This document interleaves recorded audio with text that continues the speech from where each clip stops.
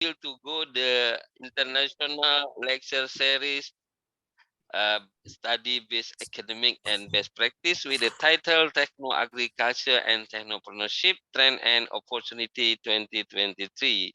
With the famous speaker today, Professor Madya Dr. Bakri bin Mat, Senior Lecturer, University Utara Malaysia Kedah, with the famous lecturer too from the UPN Veteran East Java Indonesia, Dr. Donna Wahyuning Laili. This is very interesting today karena ini adalah dua-dua pensyarah yang favorit saya dengar dari saya punya marketing intelligence dekat sana. Oleh karena itu diskusi kita pada pagi hari ini sangat sangat menarik sekali. Teman-teman dari partisipan baik dari Jakarta nih, dari Bogor juga ada, dari Bandung, dari Malaysia, dari Sultan Thai pun kami jemput juga. Jadi ini campur-campur partisipan, kebanyakannya dari student maupun degree maupun yang masih semester 1, semester 2 daripada master dan sebagainya. Therefore, karena dua-duanya masih pertama kali first time dalam event ini, saya bagi tahu 5 saja rondonnya atau itinerary-nya. Yang pertama, welcoming speech from me is the chairman of ASEAN Lecturer Community, and the second, there is the song ASEAN Lecturer Community video, lebih kurang 3 minit. Jadi supaya Dr. Donna maupun Encik Bakri mengetahui apa benda ni ASEAN Lecturer Community. Jadi boleh lihat dalam video short itu. Kemudian yang ketiga, kita pergi terus kepada sharing session the first speaker. Kalau kita sebagai academician, kita kena lihat daripada nama alfabet, ya kan? Jadi ada Prof. Mahdia Bakri itu dimulai dari B. Kemudian Dr. Donna dimulai dari D. Nah, kena B awal. Jadi itulah academician kena lihat alfabet lah. Kecuali kadang-kadang ada speaker kata, Pak, saya yang kedua sahaja ya. Ada yang request macam itu. Tapi macam kali ini tak payah request lah karena orang pertama sama-sama baru pertama. Jadi kita akan nanti persilakan Prof. Bakri awal ya Bu Donna ya. Lepas itu Siap, baru Bu Donna. oke. Ini Ya, Pak. bukan karena saya menyebelah kepada yang gender, kepada male. Ini karena namanya dari B dan satu dari D ya. Jadi Cik Bakri jangan dikira ini Pak Reza nih bias gender nih. Suruh-suruh yang male dulu. Bukan, nih karena Bakri B awal. Oke, kemudian selepas Encik Bakri atau Prof Bakri sharing, kita akan dengar satu refreshing song by video with Assistant Professor Indah Gumilang as the host will be to share. Saya pun tak tahu apa lagu. Dia yang punya authority nak share apa. Biasanya ada relation dengan background of speaker ataupun dengan background ataupun dengan kaitan dengan theme ataupun topik. And no problem because this is only for refreshing for the all participant ya. Selepas yang lagu itu baru kita pergi kepada the second speaker. Kemudian question answer yang empat ini question answer. The participant you can to use chat box for you share your question, but you can to share to my direct email because I will to share my direct email as soon possible in the chat box. Sebab kadang-kadang ada juga dia nak tanya tapi dia tak enak hati karena nanya pada mensyarahnya sendiri jadi dia hantar lewat email. Jadi saya akan baca ya, nanti pertanyaannya. Kemudian yang akhir sekali kita akan closing remark. Jadi ini lebih kurang 90 menit sahajalah sebagaimana kita dalam kelas. Baik, dengan mengucapkan bismillahirrahmanirrahim, kita akan memulai event yang ke episod 235 ini. Sama-sama berdoa menurut keyakinan masing-masing. Berdoa dipersilakan. Bismillah. Klik video di akhirnya. Indah Gumilang boleh shut down dulu videonya macam tersangkut di screen. Okay. Thank you very much. Itu dia and Bakri, apa itu benda ASEAN Lecture Committee. If you want to know more, Ibu Dr. Donna about ASEAN Lecture Committee, you can go to www aseanlecturer.com. Kita selalu memberitahu event ini dalam website itu. Okey, tanpa membuang masa lagi, kita menjemput Profesor Madia Dr. Bakri bin Mat, Senior Lecturer from University Utara Malaysia to sharing right now. Around 30 to 35 minutes. Time is your. You can use Malay language, English language. Kalau boleh bahasa Indonesia pun boleh juga. Karena kita ni dalam kawasan ASEAN boleh mengetahui bahasa itu. Silakan, N, boleh. Kang Indah ini okey ya. Co-host can to use. Pak Riza, Ya. saya masih tidak dapat tekan button sharing. Mungkin saya perlu. Yes, katanya, you are the co-host right now. You okay. can to share. Alright, thank you. Thank you. Okay. Yeah, very clear, very clear. Okay. So Very ini clear ya? Okay. Clear, clear. Assalamualaikum warahmatullahi wabarakatuh. Selamat pagi. Selamat bertemu kepada bermula dengan Pak Reza yang saya hormati selaku majlis moderator, Dr. Donna Laili dari UPNV. Selamat bertemu Bu. Ini pertama kali kita di sini. Jadi saya bersyukur sekali kerana dapat bersama dengan sesi yang khusus ini International Lecture Share Series ya. Yang diketuai oleh Pak Riza sendiri. Jadi saya rasa sangat. Ini saya mendengarnya N sambil minum kopi saja. Santai ya. Silakan. Sebab saya punya UUM juga sebenarnya, tapi tak dapat lagi rekat. Ya, okey. Sila. Okay. Dan juga selamat bertemu kepada semua rakan pendengar sidang kuliah kali ini. Jadi saya juga ucapkan selamat pagi kepada semua. Assalamualaikum warahmatullahi wabarakatuh. Jadi saya mungkin ambil masa seperti yang disebutkan tadi dalam 30-40 minit. Jadi kalau ada sebarang soalan boleh diajukan kemudian. Ini adalah sedikit berkaitan dengan penelitian saya bermula daripada S3 yang telah saya lakukan dan siapkan di UKM, Universiti Kebangsaan Malaysia pada tahun 2015 ya, menerima ijazah tahun 2015 yang lalu. Memfokuskan tentang dasar ataupun food security policy in Malaysia, tapi saya tengok dari naratif kajian mengenai isu keselamatan negara. So naratif saya agak berbeza, Bu Donna. Mungkin Bu Donna datangnya daripada bidang agriculture begitu mungkin, tapi saya datang daripada naratif negara, perspektif sebuah negara. So, apa yang patut diberikan keutamaan oleh sebuah negara. What the nation should prioritize first when we talk about national policy. So saya lihat dari naratif itu, oleh kerana itu saya mulakan dengan satu statement bahawa isu berkenaan dengan food security ini ataupun food security issue adalah suatu isu yang tidak boleh ditolerate ya. Meaning to say Yes, right. Okay. Isu yang tidak boleh ditoleransikan dalam keadaan bagaimana sekalipun, meaning to say di sana jika negara perlu untuk membelanjakan, memberi peruntukan bajet, national budget, maka itu adalah tanggungjawab sebuah negara kerana ia adalah kepentingan demi menjaga kepentingan individu, masyarakat, rakyat dan juga negara itu sendiri. Itu adalah bagaimana saya melihat isu security makanan ini ataupun food security. Dan kita juga maklum bahawa dalam konteks semasa isu berkenaan dengan security makanan ini adalah isu yang besar, bukan setakat dalam konteks negara Malaysia tetapi juga di peringkat global, ditambah lagi dengan perkembangan peperangan, war conflict in Ukraine and Russia. So itu yang menjadi di antara the main driving forces behind the sudden, I cannot say the sudden, the increase in terms of the food pricing has been, we've seen that happen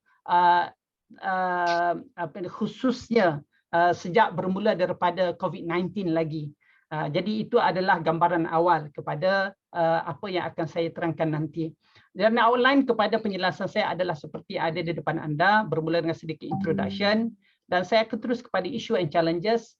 Saya akan bincangkan tentang bagaimana kondisi security makanan di Malaysia, cabaran, tantangan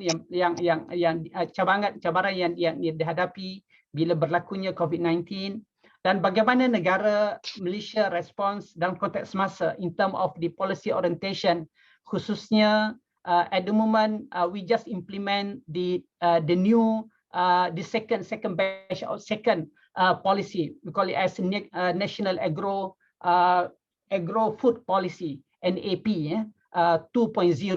I think just last year, end of last year. Okay. Ini mungkin suatu gambar, bukan mungkin, ini adalah gambar yang sentiasa suka untuk paparkan kepada pembaca, pendengar. Mana-mana seminar yang saya ikuti berkenaan food security. Kalau kita lihat di sini, siapakah sepatutnya menjadi pemangsa dan siapakah yang mangsa? Betul. Insiden ini berlaku di Sudan. Kalau tidak silap, ia adalah satu gambar yang telah memenangi Pulitzer Award. Yang mana the cameraman itu sendiri kemudian telah membunuh diri kerana trauma, kerana tekanan jiwa, mengingatkan insiden yang berlaku. Beliau memenang award, tapi dalam masa yang sama nyawa anak ini tidak dapat dipastikan sama ada beliau hidup ataupun mati, kerana di belakangnya adalah pemangsa yang sedang menunggu untuk mengambil peluang daripada kematian, kehilangan nyawa anak ini. Itu adalah sedikit gambar. Gambar ini sangat penting, memberi maksud yang besar tentang pentingnya untuk kita menjaga isu food security ini, dan negara tidak supaya kita tidak mengalami kondisi ataupun suasana sebagaimana yang dipaparkan dalam gambar ini. Jika kita menyentuh tentang isu security makanan, maka kita sentiasa maklum bahawa dia sentiasa kita akan rujuk tentang sama ada negara mencapai tahap self-sufficient atau tidak.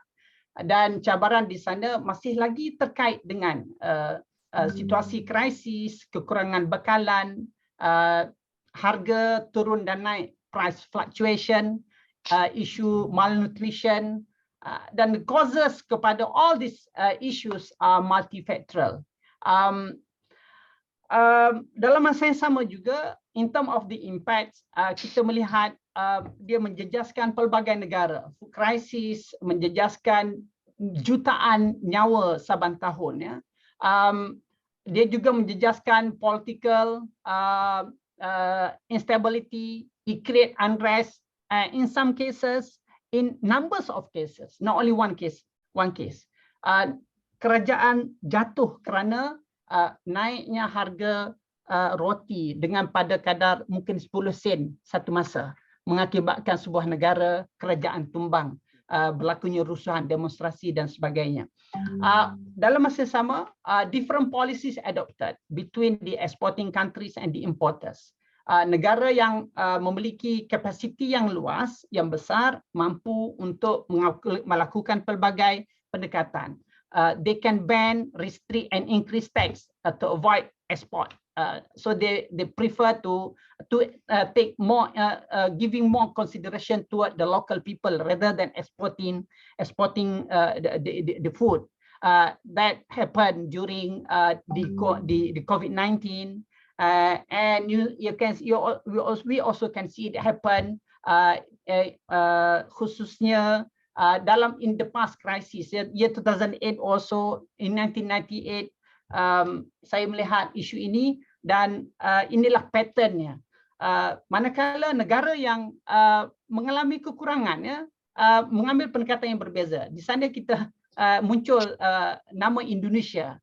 melihat kepada pentingnya long term policy untuk mencapai 100% self sufficiency, dan saya rasa itu masih lagi in place sehingga sekarang di Indonesia. Manakala di Malaysia kita berdepan dengan mengambil pendekatan yang sifatnya masih lagi short term dan berlakunya panic buying dalam pada awal-awal COVID-19, isu panic buying di mana orang berkumpul beratur panjang untuk membeli stockpiling food, membeli beras contohnya dari super hypermarket untuk simpanan. So itu adalah di antara yang kita observe berlaku. COVID-19 also seriously affect food security both at domestic and a global level. Nanti kita akan tengok dengan lebih detail. Manakala war in Ukraine, which involve the so-called breadbasket of Europe. So Eropah bergantung kepada Ukraine dan juga bergantung kepada Russia. So it further exacerbate the existing food security challenges worldwide. Kalau sebelum ni kita melihat angka ini 925 million people suffer due to crisis. This is the result, the figures in year 2010. So dalam konteks semasa, saya yakin situasinya adalah berbeza dan kita boleh melihat daripada laporan yang dikeluarkan oleh FAO, most recent updates by the Food and Agriculture Organization (FAO). And Malaysia food security challenges and pendekatan saya adalah dalam konteks perbincangan ini ada untuk melihat bagaimanakah apakah cabaran-cabaran dan juga respons in the midst of the global pandemic and also war in Ukraine. So that from here at least kita boleh berkongsi idea tentang way forward yang patut kita laksanakan antara kedua negara. Having said that, I came from security studies. Theoretically, ini adalah di antara theoretical discourse yang biasa kita gunakan. Sama ada menggunakan international relations, state-centric. And yang paling famous adalah realist school of thought. Tapi realist school of thought masih lagi mengutamakan isu yang miring kepada ketenteraan, yang mana kita melihat bajet ditingkatkan dalam sektor ini dengan cara yang ketara sekali. United States masih lagi membelanjakan sebanyak hampir 700 billion USD a year for the military. So that constitutes more than 50% of the total budget in the United States. Itu nak tunjukkan tentang the importance of the issue relative to other sectoral issues such as food security. So di sana ada debate on low and high politics. Second, dalam bidang saya ini kita bincangkan isu food security dari naratif traditional and non-traditional security issue. So food security berada dalam perbincangan ataupun kluster non-traditional security. Kalau di Malaysia sudah dimasukkan di dalam National Security Policy 2021-2025, yang mana food security menjadi satu daripada komponen non-traditional security issue. Manakala alternatif yang ketiga adalah kita melihat food security dari perbincangan yang menjurus kepada konsep human security. Ini juga selari dengan in line with the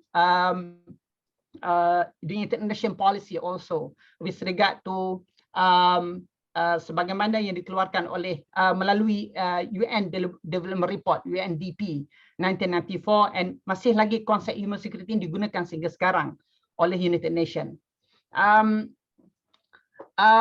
Conceptually, kalau kita bincang tentang food security ini kepada layman, maka nama-nama ini, terma-terma ini harus dilihat dan difahami dengan betul. The notions of food security, it is a holistic food security approach based on 4 pillars. That 4 pillars semua orang kena faham, pelajar-pelajar khususnya. That 4 pillars adalah pergi di mana-mana pun adalah sama, Malaysia atau Indonesia sama saja. Even sampai ke Afrika pun sama saja. Kita bincang tentang availability of food, accessibility of food, stability of food, and another one is utilization of food. So kita ada 4 elemen ini. If in case of any of these 4 elements, we experience difficulties, meanings we are also exposed to food insecurity. Tapi kita banyak memberi tumpuan kepada availability ataupun ada atau tidak makanan itu, dan accessibility side, which is the economic side of the discourse on food security, focusing on the maybe pricing, for example, in the market, whether people can access the food or not. Second adalah the concept of food self-sufficiency. Ini sering boleh katakan dia adalah synonymous dengan the notions of national security, meaning negara menentukan sama ada apakah bentuk polisi yang terkait dengan security makanan ini. Kebiasaannya kita menggunakan by aggregate, ya. Maka negara akan producekan report indicator every year saying that we achieve 100% food SSR ataupun self sufficiency ratio on the selected items. For example, on rice, for example, how many percent nations were able to produce locally rather than importing. Kalau beras, contohnya rice, ya, in Malaysian context, we aspire to reach 70%, but yet in terms of the ability to produce, we managed to reach up to only less than 60 or 70, between 60 to 70, 64 to maybe 67% of the SSR every up to year 2021. The third concept adalah that yang saya rasa penting untuk saya highlight adalah food sovereignty. Usually the layman, masyarakat awam, keliru dengan food security dan food sovereignty. Food sovereignty adalah satu entity konsep, tapi lebih melihat kepada the notions of food security ataupun food security discourse ini dari naratif bottom up approach. So dia fokus kepada the community based food security. Bagaimana community ataupun society protected ataupun being empowered in order for them to gain access to sufficient healthy food for their own consumption. Itu adalah sovereignty. Dalam konteks negara, maka dia merujuk kepada kemampuan negara to determine the kind of food to produce, how they consume, bagaimana untuk mereka store benih, bagaimana untuk mereka simpan. Itu adalah juga elemen food sovereignty. Okay. Kita melihat kepada global food security. Ini daripada data yang agak outdated, ya. Year 2019. Tapi saya yakin naratifnya hampir sama saya sampai sekarang, ya. Yang mana kalau melihat di sini daripada 7 billion population, global population, 7 all 4 berada pada red spot ini. Red ini merujuk kepada severe food insecurity. Ini global. Kita terus kepada rantau Asia. Rantau Asia daripada 4 billion population, 354 million berada dalam food are suffering severe food insecurity. So saya rasa memadai untuk sebutkan tentang dua figure itu kerana dia relevan dalam konteks Malaysia, dalam konteks Indonesia, dalam konteks rantau Asia Tenggara. Meaning to say, while on one hand we can enjoy our food every day, bear that in mind. At the same time, there are people who are still suffer due to the food insecurity, and the numbers are huge. Number itu besar. Okay, 354 million in Asia. Okay, and di sini juga adalah penilaian dalam konteks sama ada people the undernourished and the not undernourished. So daripada situ diklusterkan. Kalau di rantau Asia Tenggara ini di undernourished itu 418 undernourished, tak cukup makan, tak cukup, tak cukup. Mereka tak cukup. Pak Reza tak apa makan sedap Pak Reza. Saya Makanan pergi ke rumah Indonesia banyak. saya makan nasi padang Pak. Wow, Enjoy mantap, sekali Pak. Saya baru pulang mantap. dari Jakarta Pak Reza. Wow, wow, wow, wow. Keren, keren, Dah keren. 2 minggu lepas itu saya ke Jakarta, ke UI Pak. Jakarta now is the Enjoy nasi new padang. atmosphere kan? The new atmosphere Jakarta. Oke, good. Okey. Kemudian kita Very lihat pula setelah berlakunya COVID-19 ya, apa yang berlaku? Kita lihat berlakunya food supply interruption. And due to the restricted trade flow in food system. So saya sebut tentang apa yang berlaku dalam konteks importers and exporters. And we experience sudden and total loss of market to small retail and operators. Kerana berlakunya closures, market ditutup, stall also ditutup, stall di supermarket contohnya ditutup. Kerana apa? Kerana di sana ada restriction. And a shock in retail market whereby that reflect trends in terms of supply and demand. So because of that lead to panic buying. Mungkin di Indonesia tidak berlaku, tapi di Indonesia telah berlaku. Lack of manpower due to restricted mobility. Ini sehingga sekarang masih berlaku. Contohnya sektor kelapa sawit di Malaysia. Sehingga sekarang tidak mencapai full capacity because of the lacking in terms of the manpower. For food processing, planting area, and also the harvesting. And to mitigate this,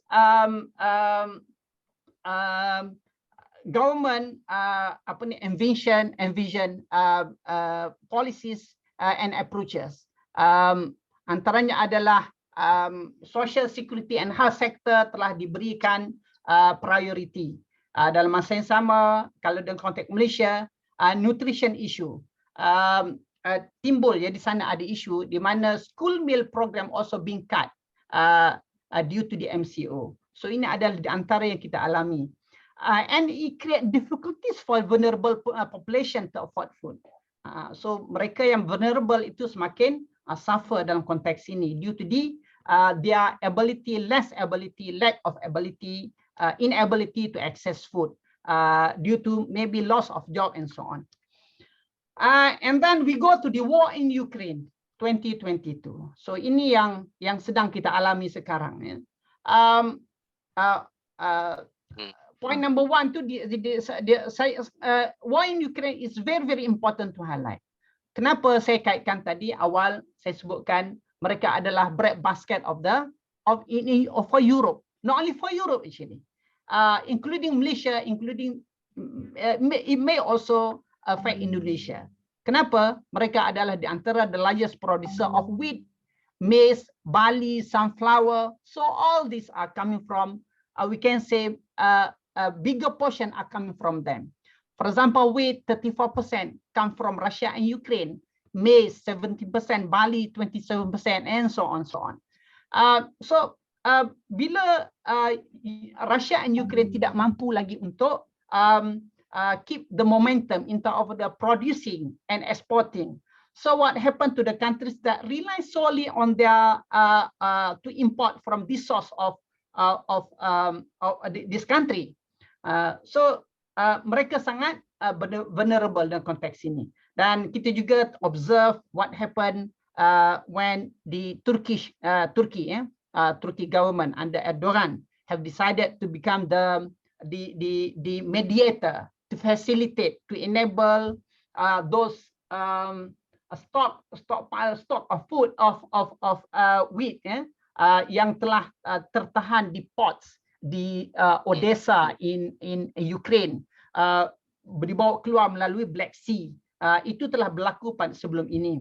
Dan untuk fasa berikutnya, Turki masih lagi meneruskan effort ataupun usaha untuk membolehkan bekalan ini dikeluarkan melalui daripada kawasan tersebut, so that it can reach those countries in need. So again, saya nak tunjukkan di sini adalah siapakah yang bergantung kepada sources from Ukraine ini. Cuba tengok mungkin negara ada tak negara Malaysia atau Indonesia di situ? ada. Ada? Tidak ada. Ada. Karena Presiden Jokowi dah datang sana. Okey. Kalang kabut. Dari senarai ini saya nampak tidak ada Indonesia dan juga tidak ada Malaysia. Kerana kita import gandum dari Australia. So source of our food import adalah coming from Australia. So because of that kita tidak adalah dalam senarai ini. Tetapi saya nak kaitkan di sini adalah di sini saya paparkan dua rajah kecil. Yang pertama why it lead. So ini kita lihat portion of import source adalah coming from this country is huge. Second, dia smaller yang bawah ini adalah kita tengok di sini dikeluarkan graf yang mengaitkan dengan political instability and rise of the food prices. So kerana itu negara harus mengambil isu ini, memberi penekanan kepada isu food security secara yang serius. Dan bear that in mind, in year 2022 in term of the food index ni telah pun mencapai harga paras yang tertinggi. 159.3 World Food Price Index. So dia mencapai paras tertinggi. So meaning to say, kalau tidak ditangani isu ini dengan serius, anything can happen. Anything can happen. Kerana Arab Spring berlaku bila food index itu mencecah 125 plus. Tapi sekarang sudah melepasi 159.3. So dia dah melepasi red line sebenarnya. So itu yang kenapa saya katakan bila kita lihat, saya melihat dari naratif keselamatan negara. Okey, Pak Reza, berapa lama lagi masa saya ada, Pak? Ada slide yang saya harus skip sekarang. 7 minit. 7 masih. 7 minit. Okey, saya ringkaskan so there are countries who are badly affected. So ini adalah country yang fragile, country yang memang telah affected by multiple crises. Those poor and vulnerable, and also currencies that affected by currency depreciation. So Malaysia pun memang terjejas. Saya sebutkan setakat Malaysia, Indonesia dan seluruh dunia terjejas because of the depreciation. Okay, we go to Malaysia. So ini adalah senario di Malaysia. Kita adalah an importer of food. Dan for staple food, rice, kita tetapkan pada 65% SSR ataupun SSL. Dan kita juga observe declining of the food productivity, agriculture and food sectors productivity to the GDP.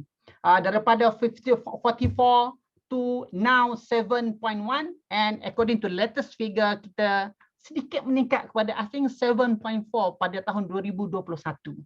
So it's such a huge decline in term of the productivity from 46 to sekarang berada pada angka 7.4%. Bayangkan besarnya. Manakala palm oil was the major contributor.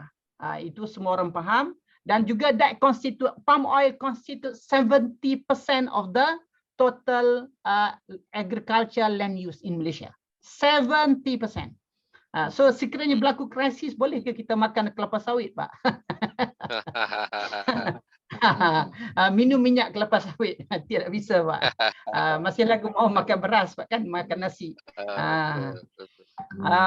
Kemudian import deficit is growing. So daripada deficit negatif 4.9 billion 2002, sekarang tahun 2020 21.7 negatif import versus export.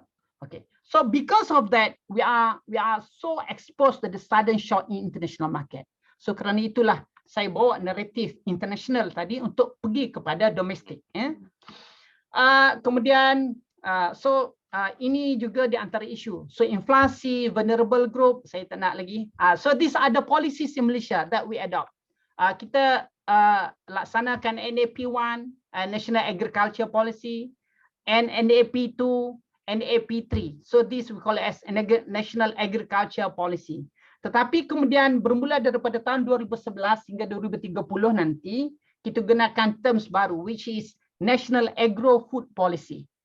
So kita sudah membawa naratif yang berbeza. Kalau awal itu dia lebih kepada to address imbalance, tetapi masih lagi challenging sehingga sekarang pun tidak balance, Pak.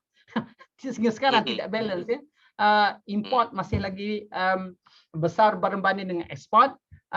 So tetapi dalam konteks semasa kita melihat isu yang telah saya sebutkan tadi, maka kita melihat kepada kepentingan ya, ensuring adequate and safe food supply.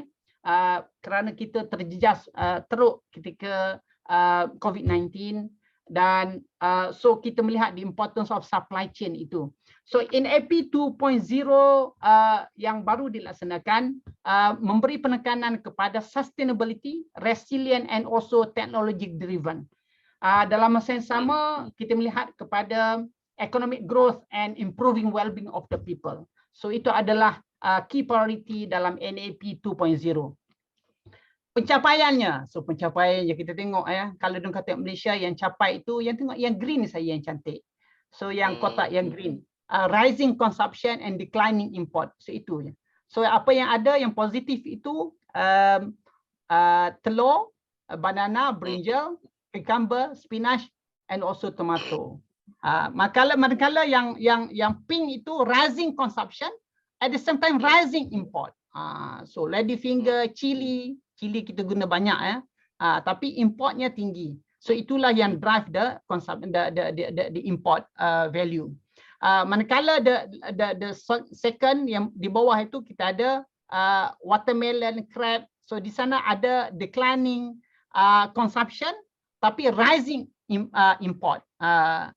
Consumption decline tapi import rising. So juga menimbulkan masalah. Mango contohnya. So import masih tinggi. Manakala yang bawah sekali sebelah kiri saya, so the declining consumption and declining import. So, positif lah. So di sana durian, mackerel, tuna, rambutan. So kita selamat yang sebelah kiri, tapi yang sebelah kanan itu kita kurang selamat ya, kurang selamat. Manakala ini adalah ratio in term of the deterioration, so kemerosotan daripada tahun bila ini. Tahun 2011 hingga tahun 2020. So yang mana di sini kita melihat berlaku pattern yang insufficiency ya, and that require more imports from abroad. Okay. Ini daripada DH ya. Okay. Most recent, saya ada 3 minit ada Pak. Ini adalah tahun 2021 yang lepas ya. Yes. Kita mencapai prestasi di beberapa perkara, contohnya dalam fruits ya. Ada yang mencapai lebih daripada 100% ya. Kita melihat dalam cycle ini, dalam cycle ini. So out of 14 selected fruit, 10 fruit recorded SSR exceeded 100%. That goes on and on. Sampailah kepada fisheries, yang mana fisheries kita hanya 5 daripada 13 selected fisheries recorded exceeding 100%. So selebihnya memang kita kena import. Livestock adalah lagi kritikal ya, kerana kita sangat bergantung kepada import of beef and mutton. Daging, lembu dan kambing kita import banyak ya. Okay, saya kena laju sedikit. Ini adalah trade deficit. Saya nak pergi kepada recommendation saja. So ini masalah-masalah kita. Okay. Ini COVID-19 experience, semua orang sudah tahu. So due to COVID-19, saya juga nak share di sini tentang policy improvement. Yang mana in terms of governance of food policy, negara kita telah mewujudkan satu kluster khusus yang membincangkan, chaired by the Prime Minister, to address food insecurity. Yang mana di bawah ini ada lagi kluster-kluster lain. Saya berada dalam salah satu daripada kluster that address accessibility of food, yang report kepada also in the end report to the Prime Minister. So saya berada dalam board Committee on Cluster Food Accessibility. Ini adalah recommendation yang saya dan tim saya berikan, khususnya pada ketika kita berdepan dengan food crisis due to COVID-19. Antaranya adalah kita address limited market space, we address decline number of landed catch fish, and also rising cost of living by suggesting to government to engage in urban agriculture initiative. So government telah spend banyak di sini, partly due to the recommendation, and expand the so-called Q-fish frozen product. Ikan yang datang daripada lautan langsung di freeze-kan below than, saya tak pasti berapa degree kesejukan itu, beku untuk membolehkan dia disampaikan kepada lain-lain tempat yang memerlukan. We empower also the people by creating introducing the so-called price catcher application. So orang sebelum pergi ke market boleh buka handphone untuk cek harga-harga makanan asas di handphone mereka. Ini ada di tempat kita. Kemudian kita juga mewujudkan database system for wholesale and retail sectors. So satu database khusus diwujudkan di bawah respective ministries, and also improving monitoring of through various agencies. These are the current challenges in which saya ingin tunjukkan apakah cadangan kita. So due to import dependencies, inflation, unprepared, and lack manpower, the issues pertaining to cash crop versus food crop, diminishing arable land, lacking comparative advantage, so blah blah blah. All these issues, how do we address all this? Ini adalah the current issue also with regard to increase in terms of price of chicken, and most recent, starting I think last week until now, kita ada masalah dengan kekurangan telur, Pak. Eggs in the market.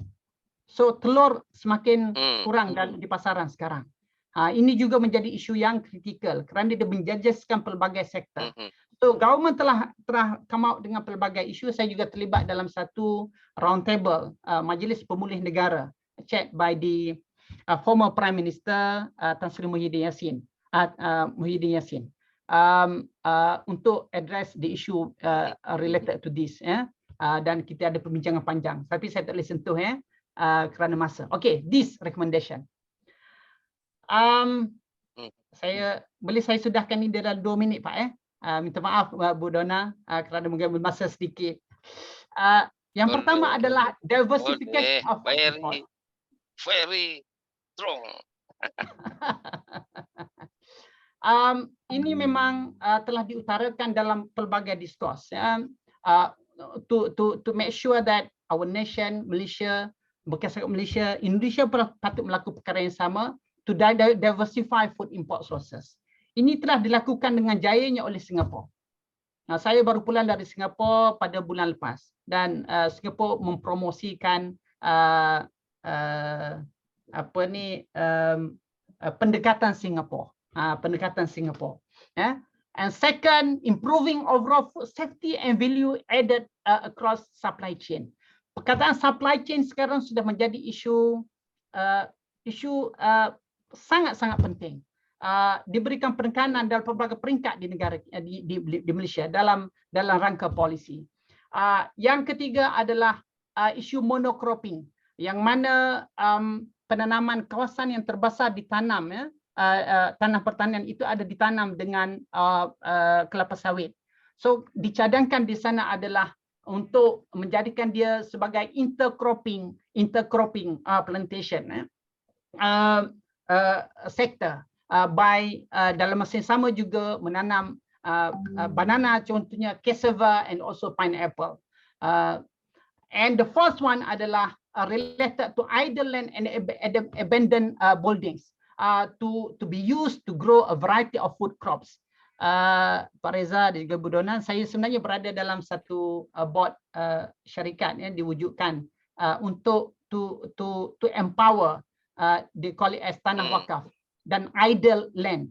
So saya berada dalam satu board, lembaga pengarah untuk satu syarikat yang diwujudkan. So kita activate kembali tanah-tanah yang ditinggalkan untuk dibangunkan menjadi tanah yang produktif untuk menghasilkan agriculture product. Ini sedang berlaku. Manakala the use of agriculture technology, hydroponic, indoor vertical farming sebenarnya bermula daripada COVID-19, MCO, government telah spend a lot untuk disampaikan kepada masyarakat awam, residential area, to grow their own food using this technology, hydroponics, indoor and also vertical farming. So ini adalah di antara perkara yang besar. Yang keempat adalah to re-energize the agriculture sector, make it highly driven technology, highly technology driven to entice the younger generation. Kerana itu kita tidak boleh mengenepikan semangat orang muda dalam agriculture and also food security khususnya. And last but not least adalah tentang social protection. So ini government kena perkukuhkan aspek ini kerana kita ada those vulnerable people that still require or need assistance from the government from time to time. Saya rasa itu saja daripada saya. So saya terus kepada conclusion. Conclusion saya adalah lebih kepada merujuk kepada bagaimana pentingnya food security untuk terus ditangani dengan baik dan efisien oleh sebuah negara melalui satu pembentukan polisi yang berkoordinasi dan juga serius. Saya rasa itu saja Pak Reza. Terima kasih banyak. Okay. Thank you very much. Terima kasih. Kap kum ka. Macam kap kum ka. Ini you shoot down sikit you punya screen. Okay. So I stop the screen. Screen you tegang. Tanpa membuang masa lagi, kita menjemput atau menginvite atau mengundang Dr. Donna Wahyuning Laili, is the lecturer from UPN Veteran East Java, Indonesia. Time is you now. Please, buat masanya untuk Ibu Dr. Donna. Iya. Terima kasih. Screen-nya sangat jelas. Screen-nya sangat bagus dan banyak pohon apa ini ya? Pohon. Iya, Bapak. Pohon teh. Saya mulai Pak Reza. Mari, monggo. Assalamualaikum warahmatullahi wabarakatuh. Selamat pagi, Dr. Bakri dari Universitas mana Pak? Utara Malaysia. Utara Bu. Universitas Utara Malaysia. Semoga suatu nanti kalau ada kesempatan saya bisa ke sana ya Bapak untuk mungkin ada international conference gitu. Insyaallah Bu. Silakan. Saya menunggu. Terima kasih. Nah, sebelumnya di sini karena itu tadi merupakan ini ya Pak, bahasa Jawa dari itu Bu kasih tahu artinya tadi dia nyanyi apa tuh biar Pak Bakri paham. Jangan dibanding-bandingkan itu. Ya, itu lagu bahasa Jawa kemarin dinyanyikan pada saat upacara kemerdekaan di Istana Negara yang berjudul Ojo dibanding-bandingke, itu artinya jangan dibanding-bandingkan. Istilahnya itu kan antara dua orang, jangan dibandingkan dengan orang lain. Jangan membanding-bandingkan Associate Prof Bakri dengan Dr. Donna, ini bukan, soalnya kita lain-lain judulnya ini topik. Iya benar. Dan itu merupakan bahasa Jawa karena di negara kami itu kan sangat kaya dengan suku, adat, budaya, bahasa. Jadi itu bahasa Jawa dan kita sekarang menggunakan bahasa nasional Indonesia, bahasa nasional yaitu bahasa Indonesia. Ya. Nanti setelah Ibu Donna sharing, Kang Indah akan sharing lagu bahasa Sunda pula. Iya, cocok Pak. Nah, di sini saya karena sesuai dengan tema yaitu agriculture and technopreneurship, trend and opportunity 2020 to 23. Maka di sini saya akan ini ya Pak, menjelaskan sedikit tentang agribisnis. Mengapa agribisnis itu menjadi bisnis emas bagi kaum milenial di masa yang akan datang. Jadi, why agribisnis is a golden business for present and future millennials. Karena sebagai pengantar kita ketahui kalau di negara Indonesia itu rata-rata yang berperan dalam sektor pertanian itu adalah pendidikan menengah ke bawah gitu. Jadi ibaratnya di kampus kita UPN itu kita sudah mencanangkan entrepreneur, jadi mengembangkan pertanian yang diawali dari kaum milenial, yaitu mengembalikan lagi bahwa sektor agribisnis itu ke depannya bisa dikatakan sangat berjaya dan mempunyai pendapatan yang yang banyak, tidak kalah dengan sektor-sektor yang lain gitu. Nah, kemudian yang kedua di sini, nah the world's food problem. Di sini kita sesuai dengan latar belakangnya yaitu pertanian padi gitu. Nah, problem pangan di dunia ini bagaimana? Nah, kita ketahui tadi sudah disinggung sama Dr. Bakri bahwa penduduk di Indonesia, penduduk di dunia itu semakin lama semakin meningkat. Semakin lama semakin meningkat. Nah, dengan pertumbuhan penduduk dunia yang semakin lama semakin meningkat, ini pun juga akan mengancam krisis pangan, air, dan energi dunia. Itu. Sehingga memang idealnya itu bumi itu hanya bisa menampung 3-4 miliar penduduk di dunia. Indonesia aja saat ini sudah sudah kurang lebih 270 juta sampai 280 juta. Kita tidak bisa memprediksi beberapa tahun kemudian itu pun juga akan semakin lama semakin meningkat dengan jumlah penduduknya. Nah, kemudian di tahun 2035, estimate world population is to 11 billion. Jadi di sini memang perkiraan pada 2035 itu penduduk dunia itu diperkirakan adalah 11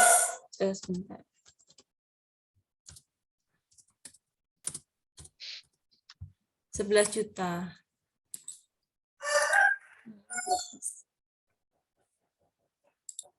Izin saya stop share dulu Bapak, sebentar. Oh iya, ada hal ya. Yeah. Ayam jagonya keren juga ya, saya suka dengarnya. Yeah, ini. Terus ini nggak bisa di atas kan Bapak.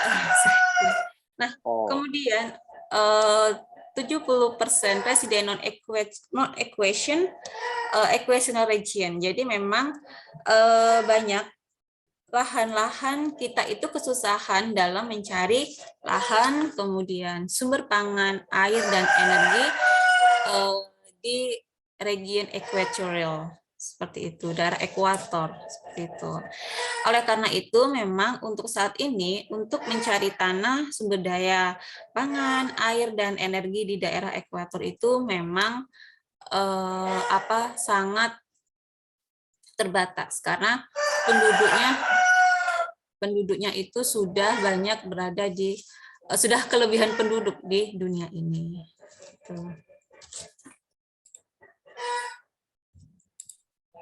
Nah, kemudian berikutnya ada beberapa future world problem. Jadi problem apa yang yang ada di negara kita, yang ada di dunia ini? Yang pertama itu adalah food atau pangan. Kemudian yang kedua itu adalah water, dan yang ketiga itu adalah energi. Kenapa food, water, dan energi itu merupakan masalah di masa yang akan datang?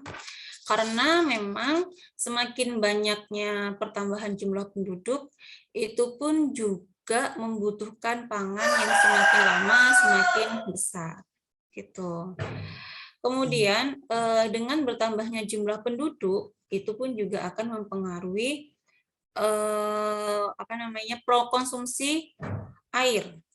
Karena memang kita sebagai makhluk hidup itu membutuhkan pangan, membutuhkan air, dan membutuhkan energi dengan sangat tak terbatas. Namun untuk kesediaan pangan, water and energy itu di masa yang sekarang itu sangat terbatas sekali dalam penggunaannya. Kemudian where to fulfill atau dari mana cara kita memenuhinya sesuai dengan latar belakang yang di belakang ini, sesuai dengan dia, memang untuk memenuhinya pun juga dari sektor pangan kita membutuhkan petani gitu. Terus kemudian berikutnya di sini fertilization, maaf ini nggak bisa dihilangkan ya Bapak.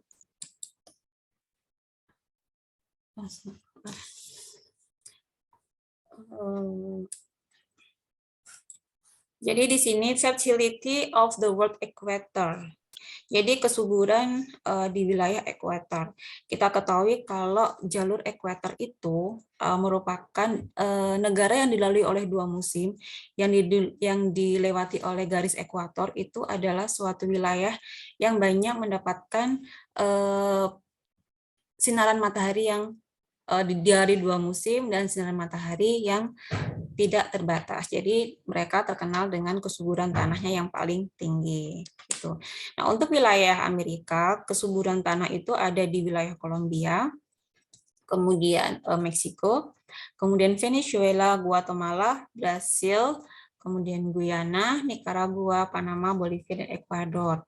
Kemudian untuk wilayah Afrika, daerah dengan kesuburan tinggi itu ada Republik Kongo, kemudian Kongo, Ghana, Kat Angela, Kamerun, Pantai Gading, Nigeria, dan Liberia.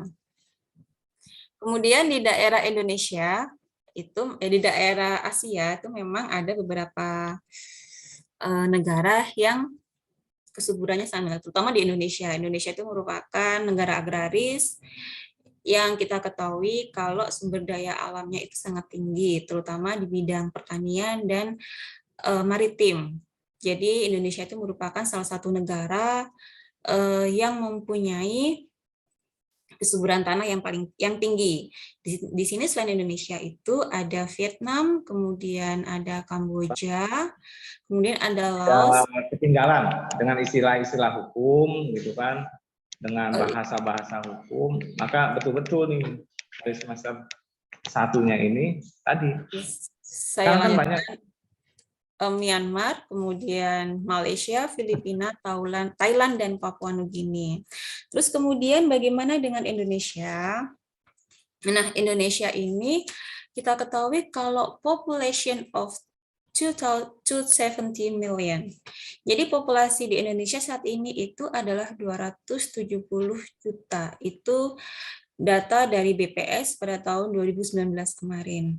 Tentunya sampai saat ini pun juga masih dikatakan masih bisa bertambah ya, karena data yang terbaru, data yang tahun 2020 sampai data 2021 sampai data tahun 2020 mungkin masih dalam kasaran seperti itu. Nah, di sini persentase impor terhadap kebutuhan nasional. Meskipun negara Indonesia itu merupakan negara yang besar dan dengan sumber daya alam yang meningkat, tetapi kita masih membutuhkan impor untuk kebutuhan nasional. Kenapa kita masih membutuhkan impor? Karena penduduk kita yang semakin banyak, untuk konsumsi nasional tidak dibarengi dengan produksi nasional. Di sini ada beberapa contoh beberapa komoditi dengan presentasi impor yang tinggi. Yang pertama itu adalah beras. Beras itu impor kebutuhan nasionalnya adalah kurang lebih 5%. Jadi membutuhkan impor sebesar 5%. Kemudian daging sapi. Daging sapi sebenarnya peternakan di Indonesia itu sudah bagus dan ada teknologi-teknologi yang digunakan untuk memperbanyak di bidang peternakan khususnya daging sapi. Namun karena masih terbatas untuk produksi sapinya, jadi biasanya untuk Indonesia itu masih membutuhkan impor dari India dan Australia. Jadi memang kita masih membutuhkan kurang lebih 20% untuk impor. Kemudian ada gula. Nah, di sini gula kita membutuhkan impor kurang lebih 37% atau sekitar 1,3 juta ton. Nah, untuk saat ini memang untuk bulan mulai Agustus, September sampai nanti bulan kira-kira Januari itu kita Indonesia khususnya di daerah-daerah lahan yang pertaniannya menggunakan tebu sekarang musim panen tebu. Namun dengan panen massal seperti ini biasanya harga yang ditawarkan oleh pasar itu sangat rendah bagi produsen atau bagi petaninya gitu. Dan di sini masih banyak pula impor yang dibutuhkan untuk memenuhi konsumsi gula di Indonesia, yaitu kurang lebih 1,3 juta ton. Kemudian gandum. Nah, di sini gandum itu sepenuhnya adalah impor. Tadi sama seperti yang Dr. Bakri sebutkan bahwa kita masih impor dari Australia dan beberapa persen dari Amerika. Kemudian bawang putih, kedelai. Ini kedelai ini juga impornya sangat banyak sekali, sama seperti bawang putih, kurang lebih 63%. Dan kebanyakan memang untuk kedelai impor itu hasilnya lebih bagus daripada kedelai lokal. Makanya kenapa para pengusaha-pengusaha yang menggunakan kedelai kayak tahu, tempe, itu banyak menggunakan kedelai-kedelai impor. Selain dia hasilnya bagus untuk produksinya, dan juga dari harga belinya pun juga masih rendah, lebih rendah dari kedelai lokal. Itu pun juga sama dengan sama dengan susu dan garam. Garam aja meskipun kita sebagai negara maritim yang dikuasai oleh laut, tapi kita masih impor garam. Hal itu secara realita memang dengan banyaknya dengan banyaknya populasi di Indonesia sehingga banyak juga kebutuhan konsumsi pangan dan produksi lokal dari nasional itu tidak mencukupi kebutuhan konsumsi sehingga pemerintah masih menggalakkan impor untuk beberapa komoditi dan komoditinya pun merupakan komoditi yang banyak dikonsumsi, komoditi pokok seperti beras, daging sapi, gula, gandum, dan lain-lain.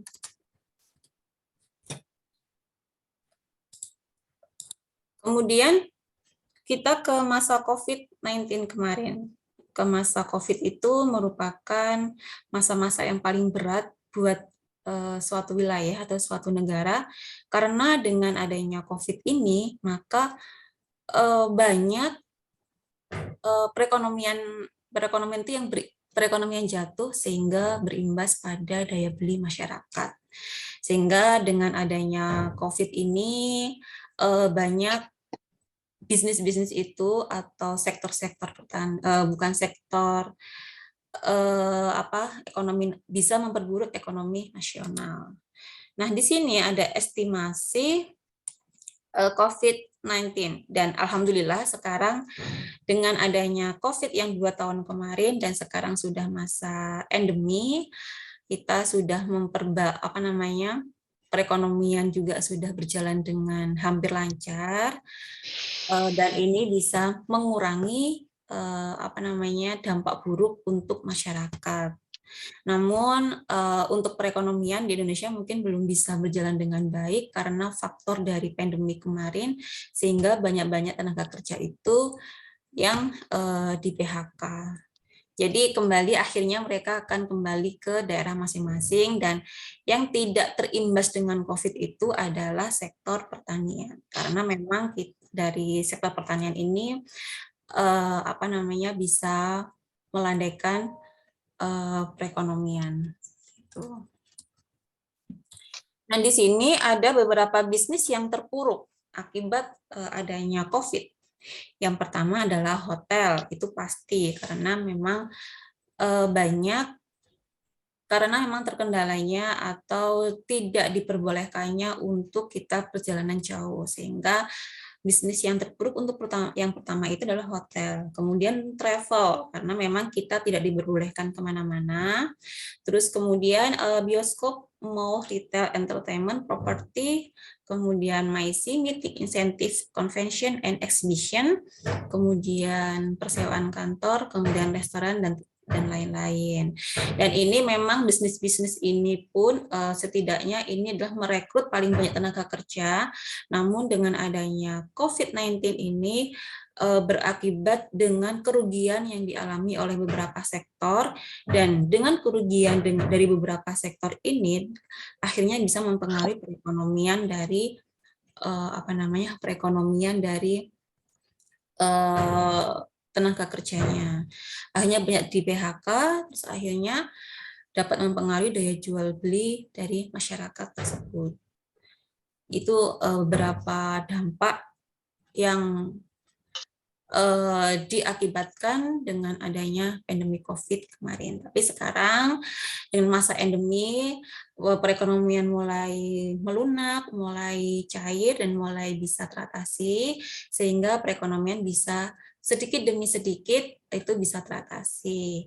Namun menurut kabar yang beredar, orang ekonomi berpendapat bahwa di tahun 2023 nanti itu ada resesi, dan semoga saya harap itu tidak terjadi, karena ditakutkan dengan adanya resesi pada tahun 2023 nanti itu berakibat juga terhadap inflasi yang semakin tinggi, daya beli masyarakat juga semakin sedikit, takutnya juga ada krismon seperti tahun 97 kemarin. Semoga hal itu tidak terjadi untuk nanti atau di negara kita. Nah, di sini ada sektor motor perekonomian Indonesia dalam menyiapkan tenaga kerja untuk produk-produk unggulan yang mempunyai nilai tambah tinggi dan kebutuhan permintaan global. Nah, pertama memang sektor pajak itu adalah sektor yang paling banyak memberikan pendapatan untuk masyarakat. Untuk suatu negara dari pajak ya. Nah, pajak yang terbesar itu ada beberapa hal di sini dari sektor agribisnis, pariwisata, kemudian healthcare, kemudian e-commerce dan labor export. Nah, di agribisnis ini ada land employment for oil palm, kemudian rubber, sugarcane, tea, coffee, and horticultural, livestock, fisheries, and forestry. Jadi memang penyerapan pajak itu banyak dilihat atau diserap oleh tenaga kerja yang semakin atau besarnya tenaga kerja untuk kelapa sawit, kemudian untuk karet, kemudian untuk sugarcane, tea, coffee, and horticultura. Karena livestock, fisheries, and forestry ini merupakan sumber daya pajak yang paling besar untuk sektor pertanian. Karena dari sini pun juga banyak sektor perdagangan, baik itu perdagangan lokal maupun perdagangan internasional. Dan dari perdagangan lokal dan perdagangan internasional ini memberikan kontribusi yang tinggi terhadap pemasukan di negara kita.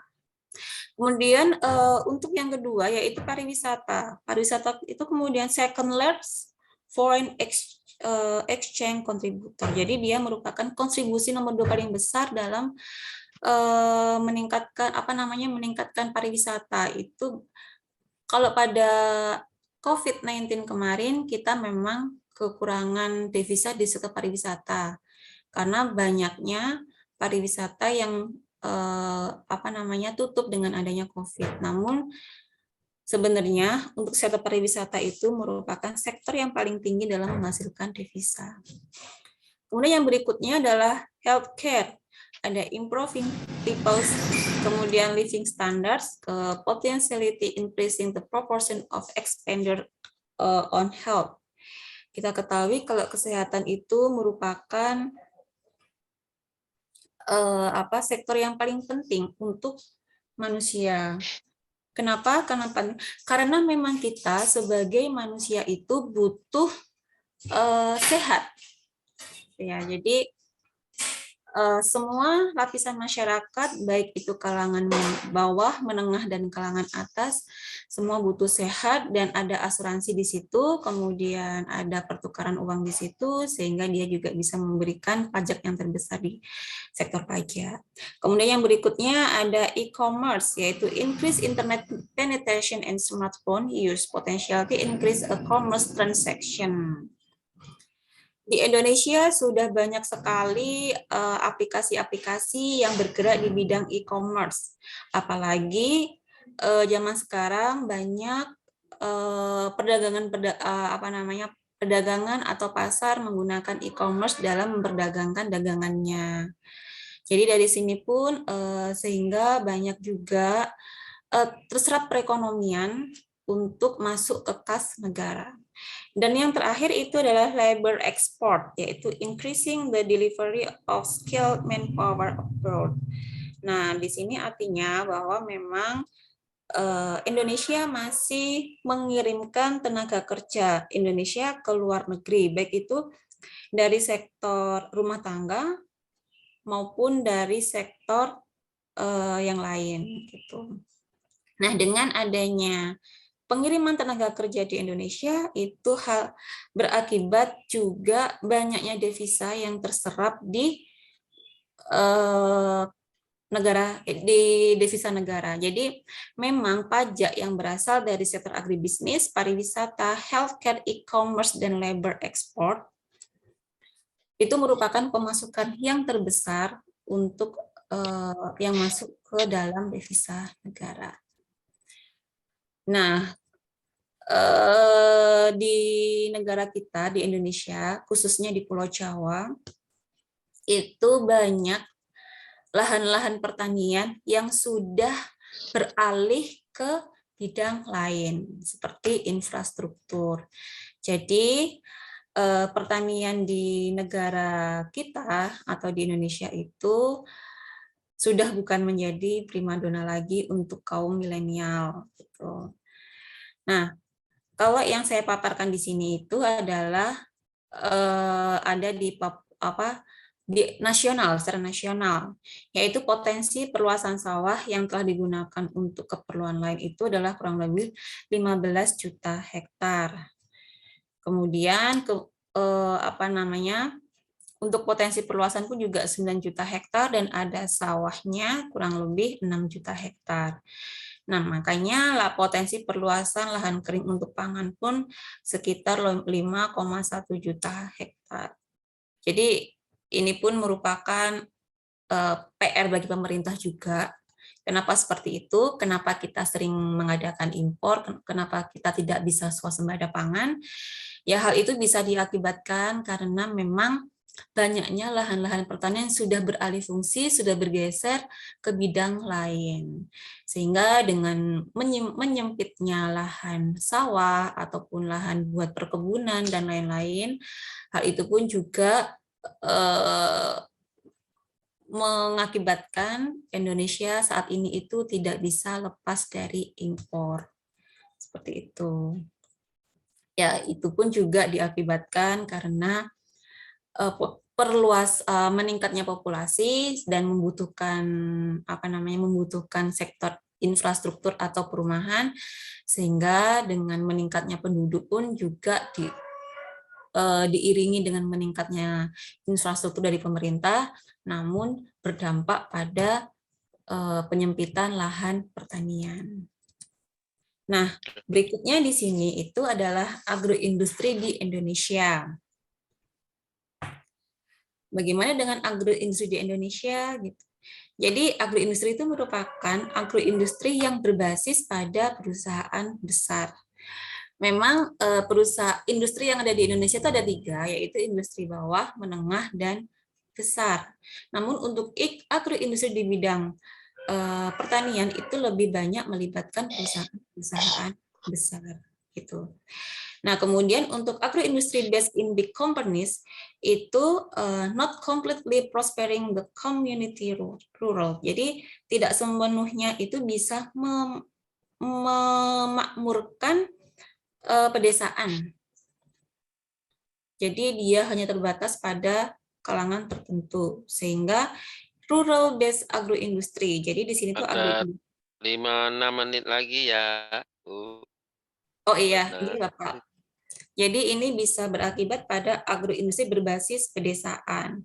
Sehingga ancaman krisis pangan ini bisa berakibat pada tanah menjadi incaran, dan kalau sudah village-less become target, tanah pedesaan menjadi incaran ini akhirnya bisa berdampak pada agroindustri di pedesaan.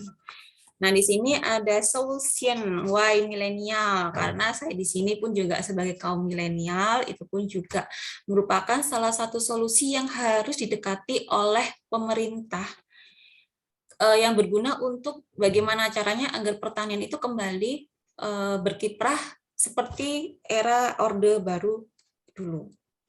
Karena saya sudah setidaknya saya pernah belajar mengenai pertanian era dulu dan era sekarang, jadi banyak sekali perbedaannya.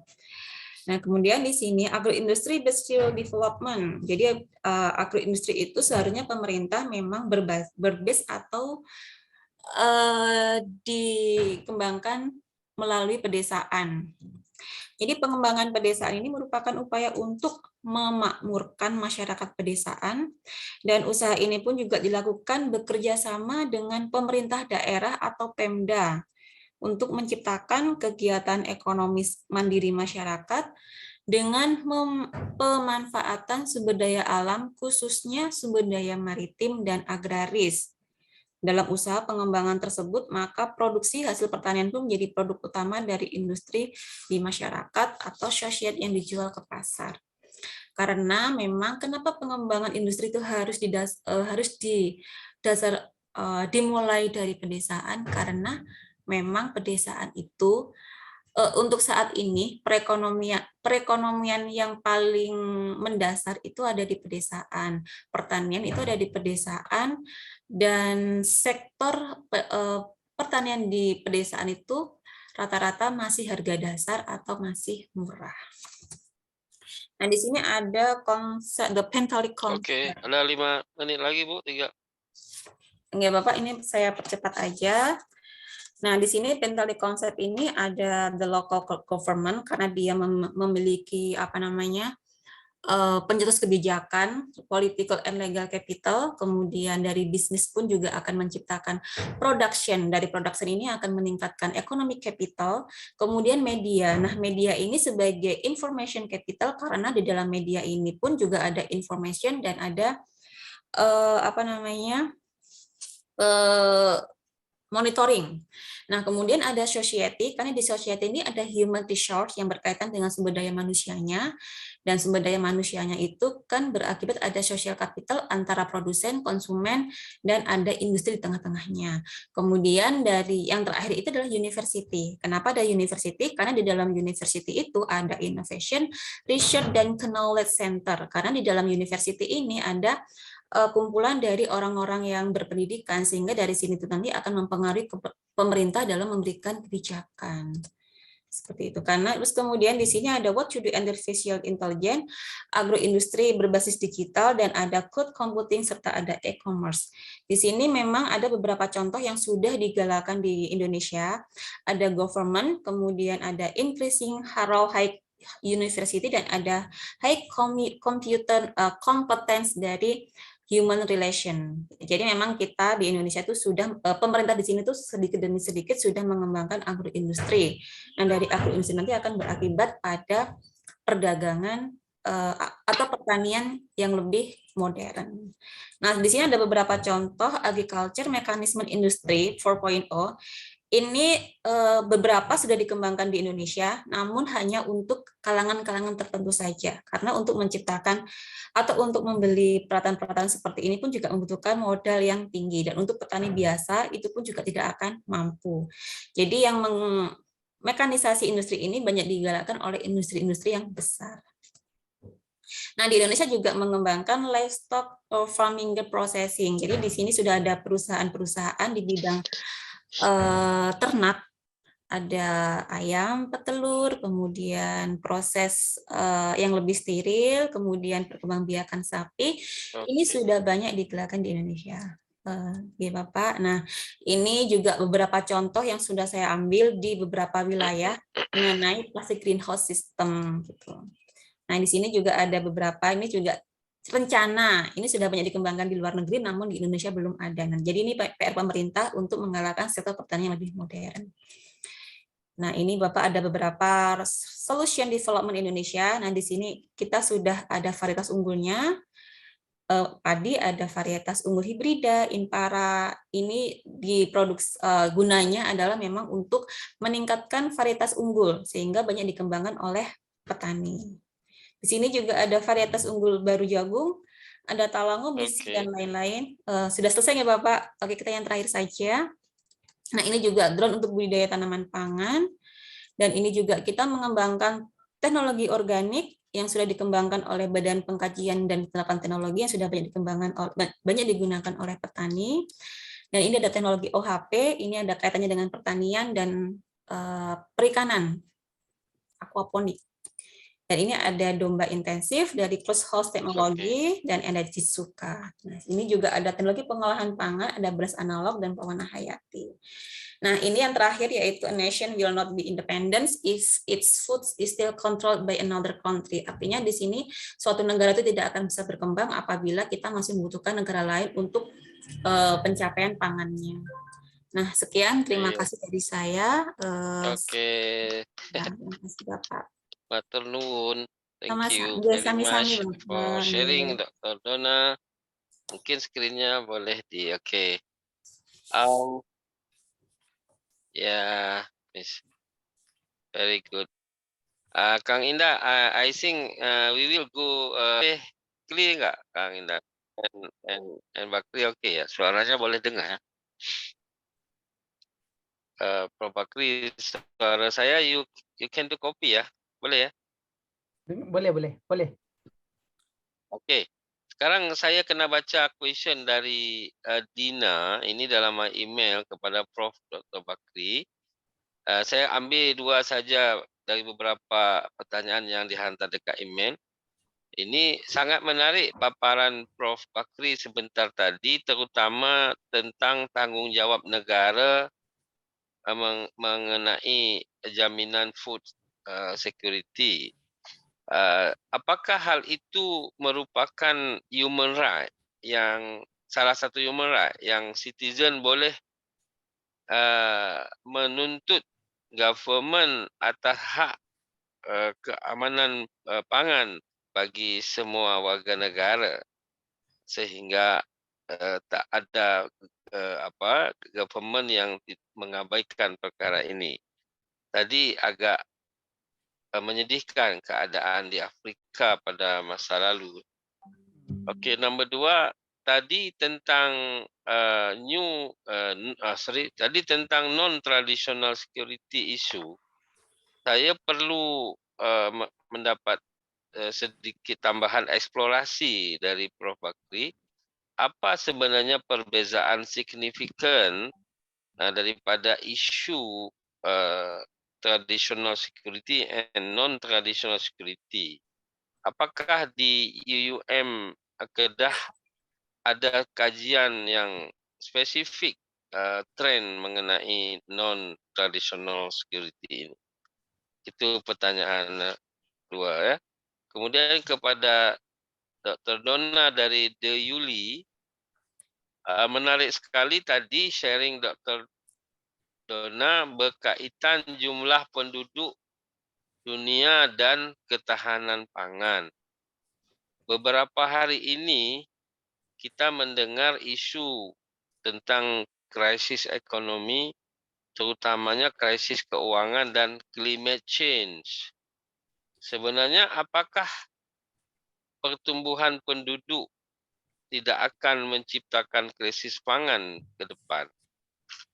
Bagaimana kondisi Indonesia sendiri sejauh ini yang Dr. Donna bisa sharing? Kemudian yang nomor 2, saya mahasiswa background bisnis. Sebenarnya saya berminat mau sambung S2 ke bidang agribisnis. Apakah advantage Master of Agribusiness yang ada di UPN Veteran Surabaya ya? Apakah juga ada kajian halal food di sana? Itu pertanyaannya. Silakan Dr. Bakri lebih dahulu untuk menjawab 2 pertanyaan tadi dalam masa 5-6 menit sahaja ya. Yeah. Okey, terima kasih Pak Dr. Reza Yes. di atas peluang yang diberikan kepada saya. Soalan yang diterima ini adalah terima kasih kepada pelajar yang bertanyakan soalan yang cukup menarik, yang amat menarik. Ini adalah diskurs ataupun wacana yang biasa dalam konteks diskusi kesemlatan bukan tradisional yang saya tekuni ini.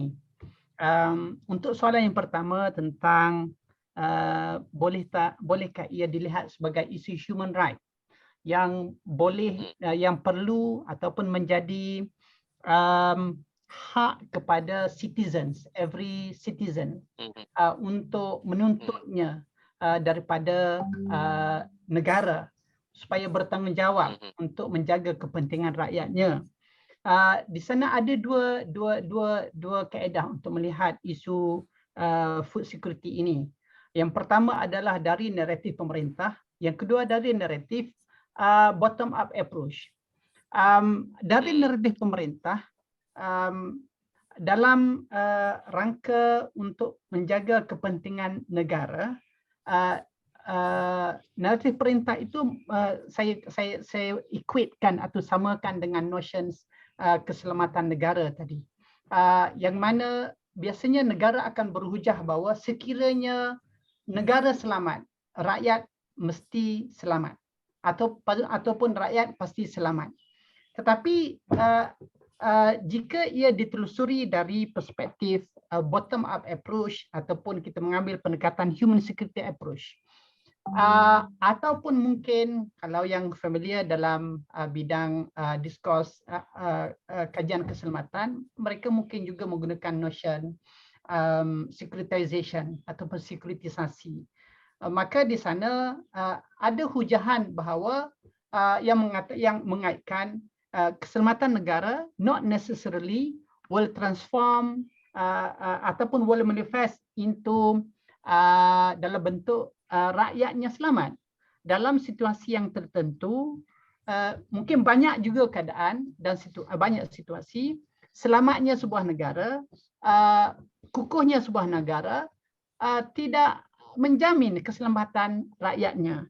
Nah, di sinilah kita melihat pentingnya naratif bottom up approach, yang mana isu keselamatan insan, human security, memberi penekanan kepada hak rakyat, hak individu, hak masyarakat untuk menentukan kalau dalam konteks dalam konteks keselamatan makanan, food security ini, mereka boleh menentukan sendiri untuk apakah bentuk penggunaan, apakah bentuk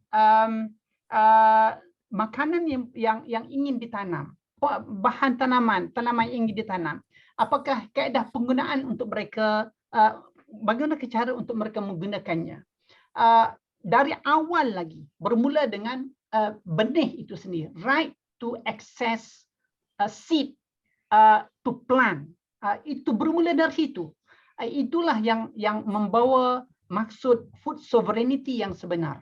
So selagi kita tidak berdaulat dalam aspek menentukan benih tanaman sendiri, selagi itu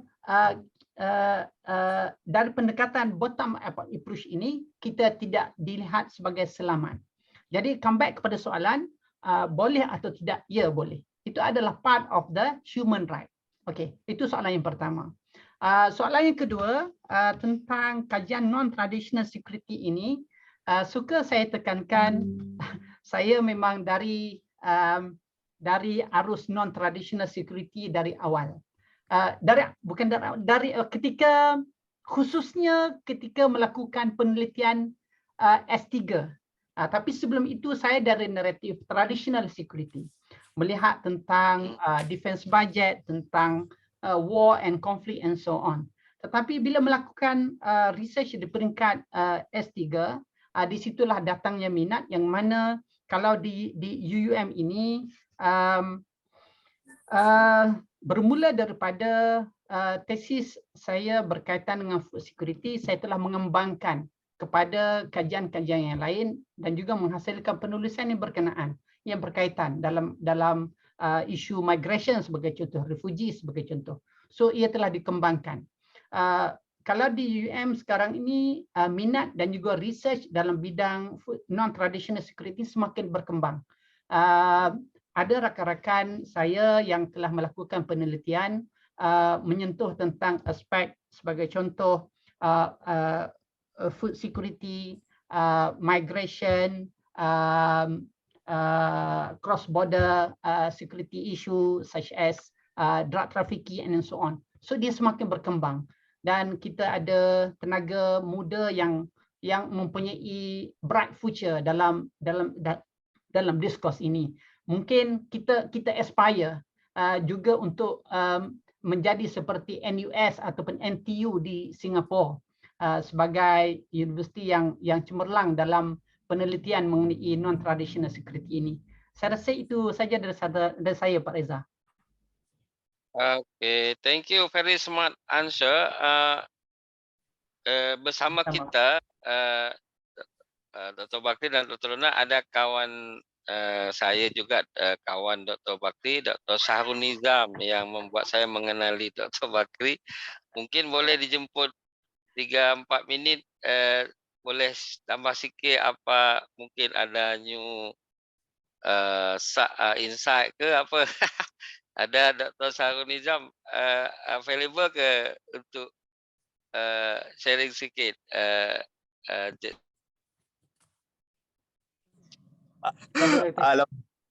Tengah memandu Pak Reza. Tidak ada hands free ni.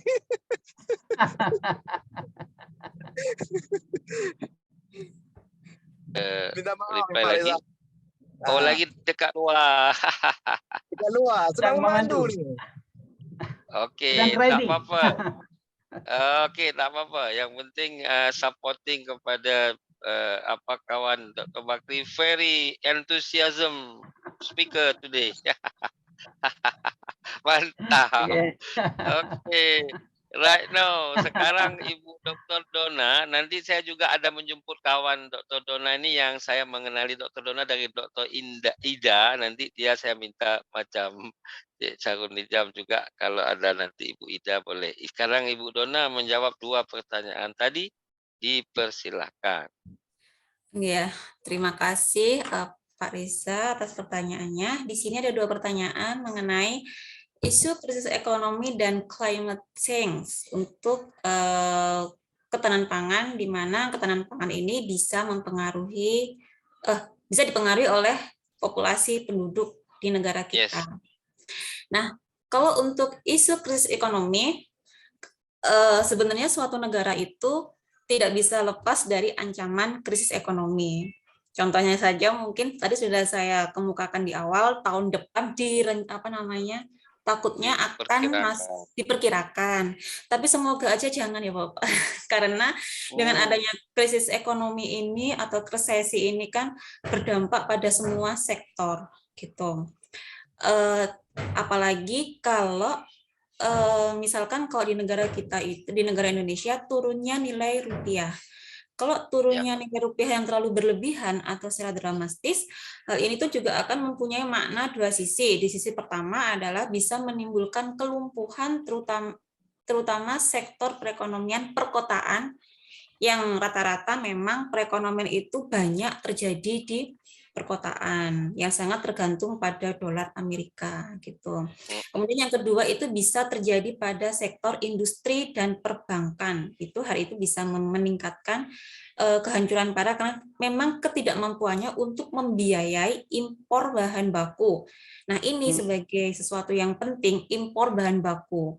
Nah, impor bahan baku apalagi kalau kita masih mengimpor bahan pangan dari negara lain, hal itu juga akan berdampak pada resesi di bidang pertanian. Seharusnya di bidang pertanian itu merupakan salah satu sektor yang aman dari krisis. Kenapa aman dari krisis? Karena ya kita semua butuh makan gitu. Terus kemudian apa namanya? Kalau misalkan kita masih menggunakan bahan-bahan lokal atau produk lokal, produksi lokal itu tentunya akan dibilang sektor yang bisa menjamin apa namanya keamanan pangan di situ adalah sektor pertanian, dan peluang kerjanya pun juga akan semakin banyak apalagi di sektor pertanian masih banyak membutuhkan sektor pangan. Nah, di sini milenial itu diharapkan bisa kembali mengembangkan sektor pertanian. Namun kalau untuk climate change atau iklim itu merupakan ancaman terbesar pada sektor pertanian. Kenapa? Karena memang di sekarang ini di Indonesia lagi gencar-gencarnya hujan atau apa namanya suhunya tidak banyak hujan yang deras, akhirnya berdampak pada musim panen seperti itu. Karena memang ancaman terbesar di negara kita itu adalah iklim untuk sektor pertanian, dan diharapkan diharapkan dengan pertumbuhan penduduk di Indonesia ini bisa meningkatkan sektor pertanian semakin gerimis langsung hujan mengundang. Langsung hujan, dan kemarin kan kayak di Bogor itu kan tiba-tiba banjir sehingga banyak lahan pertanian terendam, dan itu pun juga bisa meningkatkan gagal panen, dan gagal panen itu pun juga meningkatkan pangan tersendat seperti itu. Nah, yang kedua advantage agribisnis sangat banyak sekali. Kalau kita di UPN karena saya dulu itu S2-nya adalah saya alumni dari Universitas Brawijaya sektor ekonomi pertanian. Nah, kalau misalkan kita berkaitan dengan advantage dari agribisnis itu sangat banyak sekali. Karena kalau agribisnis itu kita bisa memperdalam sektor. Yang dia tanya yang advantage di UPN-nya, apakah ada juga kajian halal food security? Oh iya, kalau untuk kajian halal food-nya itu kita pelajari melalui perkuliahan mata kuliah pemasaran agribisnis. Karena dari mata kuliah pemasaran agribisnis itu di situ kita mempelajari hukum-hukum atau yang berkaitan bagaimana caranya dalam mengurus hukum mengenai halal food, dan bagaimana caranya agar produksi pertanian di kita ini, karena kita negara mayoritas muslim, jadi halal food itu sangat penting untuk digerakkan di semua produk Indonesia. Jadi kalau untuk kajian halal food itu pasti ada, dan kita sudah ada mata kuliah yang membahas mengenai halal food seperti itu. Nah, itu Bapak jawaban dari jasa ya. Terima kasih. Baik, itu kita mau makasih kembali. Kita undang Dr. Ida mau sharing 2-3 menit sebagai kawan dari Dr. Dona seperti Dr. Syarun kepada Dr. Bakti. Ibu Ida, apakah di jalan juga atau sedang minum teh di mana? Kalau Ibu Ida mau silakan. Kalau tak available no problem. Oke, sebelum kita pergi kepada closing remark,